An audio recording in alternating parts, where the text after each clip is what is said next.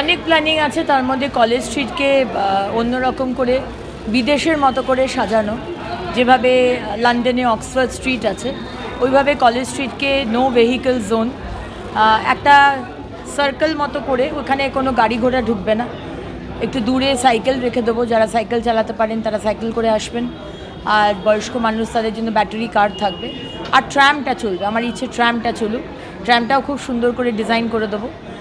আর সেখানে পুরোনো দিনের ডিজাইনের ল্যাম্পপোস্ট থাকবে, বেঞ্চ থাকবে, ফ্রি ওয়াইফাই থাকবে, শুধু বই পড়ার জায়গা হবে।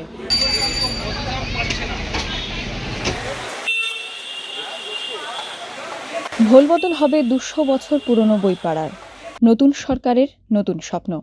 কলেজ স্ট্রিট মোড় থেকে মেডিকেল কলেজের গেট, প্রায় 1 কিলোমিটার জায়গা, coffee house, Presidency, Hindu, Hare, Kolkata বিশ্ববিদ্যালয়, কলেজ স্কোয়ারকে বৃত্ত করে গড়ে ওঠা বইয়ের বাজার উঠে গিয়ে হবে রিডিং জোন। বদলে যাবে হাজার দুয়েক বুক স্টলের রং, রূপ, চেহারা। কলেজ স্ট্রিট কি আদেও বই পড়ার জায়গা, রিডিং জোন, নাকি কলকাতার কলেজ স্ট্রিট বই ব্যবসার জায়গা? পার্ক স্ট্রিটের রাস্তার পাশ দিয়ে কোনো বেঞ্চ পেতে দিই না, ওখানে অক্সফোর্ড বুক স্টোর রয়েছে, ওখানেও তো গিয়ে আমরা গিয়ে উপরে দোতলায় বুক স্টোরে গিয়ে আমরা পড়ি। আমরা তো বিক্রি করতেই জানি সব, প্রথম থেকে আমরা 30 বছর লাইন 35 বছর লাইন আছি, তো বই বিক্রি হয়। এবার কারা এসে একটু দেখে নিল, পড়ো মাল একটু দেখে নিল, উল্টো পাল্টে দেখে নিল, সেটা পড়া নয়। গাড়ি না চললে তো মানুষ আসবে না, মানুষ না আসলে বিক্রেতা হবে না। আমাদের যে সিলেবাস অনুযায়ী তারা সব এইখান থেকে সব নিয়ে চলে যায় বিভিন্ন দূর দূরান্তে, তো তারা কি এখানে বই পড়তে আসবে নাকি? তারা তো ব্যবসায়ী। My opinion is let it be the way it is. College স্ট্রিটকে অক্সফোর্ড স্ট্রিট করার ঘোষণায় নতুন করে সিঁদুরে মেঘ দেখছেন সেই ব্যবসায়ীরা। বাম সরকারের আমলেতে যে পরিকল্পনা হয়েছিল এবং সেটাকে ইমপ্লিমেন্ট হয়েছিল তৃণমূল সরকারের আমলে, যে এই পুরনো সাবেক কলেজ স্ট্রিট মিউনিসিপ্যাল মার্কেট ভেঙে এখানে একটা বইয়ের মল করা হবে এবং সেই মলেতে যত বইয়ের দোকানকে একত্রীকরণ করা হবে। কারণ সরকারি জায়গা এই মুহূর্তে তো একমাত্র বর্ণ পরিচয়, সেখানেই যদি বইওয়ালাদের ওপর এত অত্যাচার হয়, তাহলে সরকার যখন গোটা বইপাড়া সাজাবে তখন তার কি ফল হবে? সেখানে তো মন্ত্রীর বিরুদ্ধে একটা অশুভ কোনো চক্রান্ত কাজ করবে না তো? যে এই যে কলেজ স্ট্রিটে বর্ণপরিচয় বিল্ডিংটি রয়েছে, বর্ণপরিচয়টা তো অরিজিনালি বুকমল হিসেবেই পরিকল্পনা করে কনস্ট্রাকশন করা শুরু হয়েছিল, কিন্তু সেটা মাঝপথে আটকে গেল কেন? কোনো কিছুকেই হঠাৎ রাতারাতি তো বদলে ফেলা যায় না।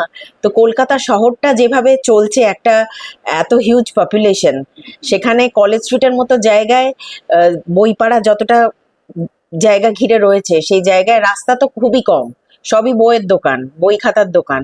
তো এখানে হঠাৎ অক্সফোর্ড স্ট্রিটের মতন একটা নির্জন, বেশ একটা রিডিং জোন, একটা লোকে এসে বই পড়বে, মানে সেই পরিকল্পনাটাই একটা একটুখানি আমার মনে হচ্ছে অবাস্তব। লন্ডনের ওই অক্সফোর্ড স্ট্রিটের সঙ্গে আমাদের বইপাড়ার যেটা সমস্যা, সেটা হচ্ছে যে ওখানে রাস্তাগুলো এত চওড়া, তার সঙ্গে ফুটপাত জুড়ে যেভাবে আছে, মানে এক একটা ফুটপাত আমাদের এখানকার এক একটা চওড়া রাস্তার সমান। তো সেই ফুটপাত দিয়ে বহু মানুষ হেঁটে যায়, সাইকেল চালিয়ে যায়, তার সাইকেল চালানোর জন্য আবার আলাদা রাস্তা আছে। তো এই সব কিছু নিয়েই লন্ডন শহরটা তৈরি হয়ে আছে। আমাদের এখানে সেই জানি না কতটা হয়ে উঠবে ওই রকম একটা ফুটপাত, ওই রকম একটা রাস্তা যদি করা সম্ভব হয় তাহলে তো খুবই ভালো হয়, কিন্তু কতটা হয়ে উঠবে সেটা বলা খুব মুশকিল। Great arterial road. 1817 সালে হিন্দু কলেজ তৈরি হওয়ার আগে এটাই ছিল কলেজ স্ট্রিটের পরিচয়। পরে একে একে সংস্কৃত কলেজ, মেডিকেল কলেজ, কলকাতা বিশ্ববিদ্যালয়ের প্রতিষ্ঠার সঙ্গে সঙ্গে পাল্টাতে থাকে। একসময় এই কলেজ স্ট্রিটই হয়ে ওঠে বাংলার নবজাগরণের কেন্দ্র। রবীন্দ্রনাথ ঠাকুর, সত্যজিৎ রায়ের আড্ডাখানা কলেজ স্ট্রিট 2007 সালে পায় বিশ্ব পরিচিতি। টাইম ম্যাগাজিনে এশিয়ার জনপ্রিয় ল্যান্ডমার্কের শিরোপা অর্জন করে কলকাতার বইপাড়া। 2011 সালে পরিবর্তনের পশ্চিমবঙ্গে মমতা সরকারের প্রতিশ্রুতি ছিল কলকাতা হবে লন্ডন। 26-এ আবারও পরিবর্তন। এবার স্বপ্ন কলেজ স্ট্রিট হবে অক্সফোর্ড স্ট্রিট। সম্ভাবনার কথা বলছেন মন্ত্রী, সংশয় দেখছে কলেজ পাড়া। ভবিষ্যৎ কি, উত্তর দেবে সময়।